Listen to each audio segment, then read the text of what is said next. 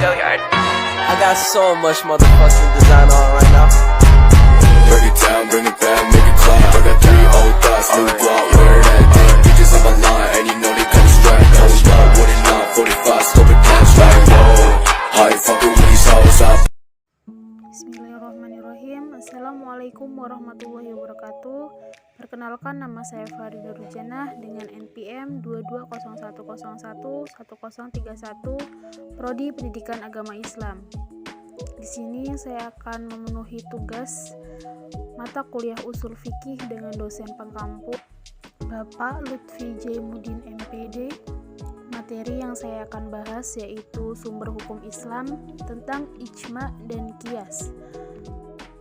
Materi yang pertama yaitu pengertian ijma dan qiyas.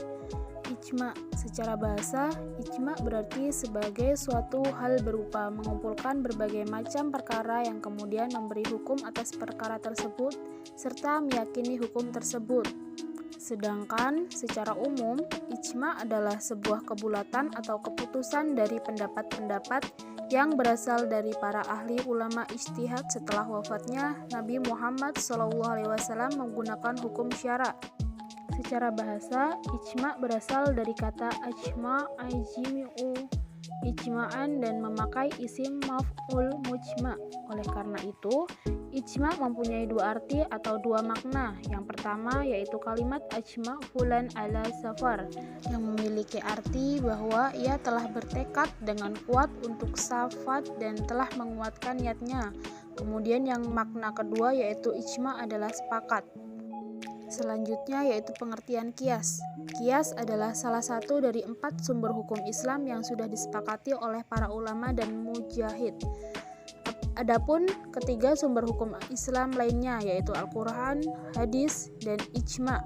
Secara bahasa, kata qiyas berasal dari akar kata kasa yalkisu qiyasan yang berarti pengukuran. Selain itu, secara bahasa, qiyas berarti sesuatu tindakan untuk mengukur suatu hal atau peristiwa yang kemudian disamakan. Sedangkan menurut istilah, qiyas adalah suatu tindakan untuk menyamakan suatu hal yang tidak mempunyai nas hukum dengan sesuatu hal yang memiliki nas hukum. Kemudian dilihat berdasarkan kesamaan ilat yang diperhatikan sesuai dengan syara.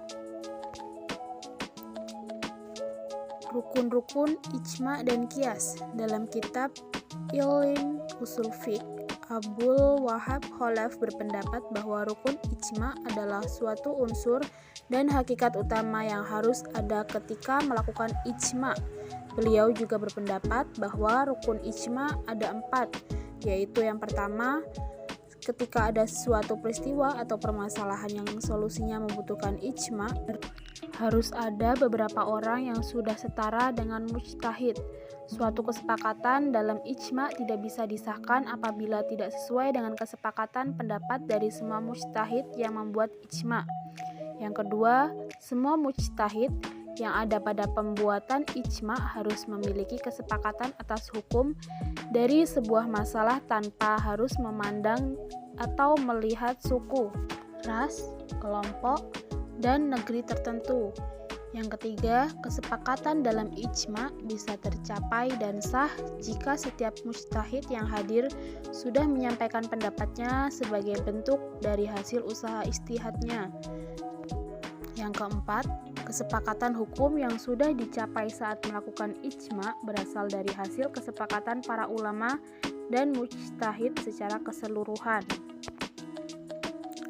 Rukun qiyas. Menurut para ulama usul, qiyas itu memerlukan 4 unsur utama. 4 unsur ini sering juga disebut dengan rukun. Yang pertama yaitu al-aslu. Para fuqaha mendefinisikan al-aslu sebagai hukum yang sudah jelas dengan didasarkan pada nas yang jelas. 2. Al-far'u. Makna al-far'u adalah cabang, sebagai lawan kata dari al-aslu di atas. Yang dimaksud dengan al-far'u adalah suatu masalah yang tidak ditemukan nas hukumnya di dalam Al-Quran atau as-sunnah secara eksplisit. Yang ketiga yaitu al-hukmu. Yang dimaksud dengan al-hukmu adalah hukum syar'i yang ada dalam nas, di mana hukum itu tersemat pada al-uslu di atas maksudnya prasaat. Yang keempat, al-ilat. Yang dimaksud dengan al-ilat adalah kesamaan sifat hukum yang terdapat dalam al-aslu dan juga pada al-far'u. Selanjutnya yaitu macam-macam ijma dan qiyas. Macam-macam ijma. Menurut para ulama usul fiqh, ijma terdiri dari dua jenis, yaitu ijma al-sukuti dan ijma al-sarih. 1.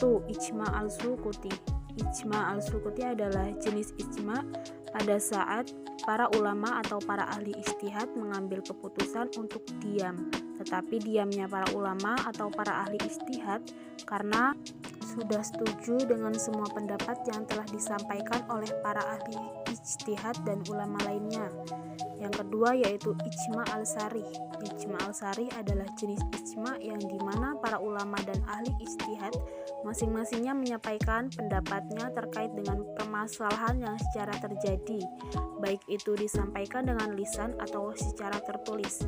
Pendapat yang disampaikan ini berupa setuju atau tidak terhadap pendapat yang telah disampaikan oleh para ulama dan ijtihad lainnya. Ijma al-sarih ini memiliki sebutan yang cukup beragam seperti ijma qauli, ijma hakiki, ijma bayani, dan lain-lain. Macam-macam qiyas. Macam-macam qiyas terdiri dari 3 jenis, yaitu qiyas ilat, qiyas dalalah, dan qiyas sabah. Yang pertama yaitu qiyas ilat. Jenis qiyas yang pertama adalah qiyas ilat ini yang memiliki makna jenis qiyas yang sudah jelas ilat dari kedua persoalan yang dibandingkan atau diukur. Yang kedua, qiyas dalalah. Jenis kedua qiyas dalalah yaitu jenis qiyas yang menunjukkan kepada hukum berdasarkan dalil ilat.